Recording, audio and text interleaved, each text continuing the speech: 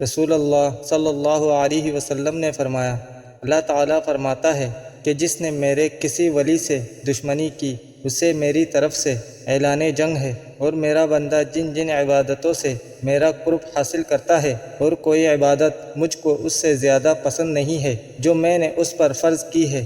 یعنی فرائض مجھ کو بہت پسند ہیں، جیسے نماز، روزہ، حج، زکوٰۃ، اور میرا بندہ فرض ادا کرنے کے بعد نفل عبادتیں کر کے مجھ سے اتنا نزدیک ہو جاتا ہے کہ میں اس سے محبت کرنے لگ جاتا ہوں، پھر جب میں اس سے محبت کرنے لگ جاتا ہوں تو میں اس کا کان بن جاتا ہوں جس سے وہ سنتا ہے، اس کی آنکھ بن جاتا ہوں جس سے وہ دیکھتا ہے، اس کا ہاتھ بن جاتا ہوں جس سے وہ پکڑتا ہے، اس کا پاؤں بن جاتا ہوں جس سے وہ چلتا ہے، اور اگر وہ مجھ سے مانگتا ہے تو میں اسے دیتا ہوں، اگر وہ کسی دشمن یا شیطان سے میری پناہ مانگتا ہے تو میں اسے محفوظ رکھتا ہوں، اور میں جو کام کرنا چاہتا ہوں اس میں مجھے اتنا تردد نہیں ہوتا جتنا کہ مجھے اپنے مومن بندے کی جان نکالنے میں ہوتا ہے۔ وہ تو موت کو باوجہ تکلیف جسمانی کے پسند نہیں کرتا، اور مجھ کو بھی اسے تکلیف دینا برا لگتا ہے۔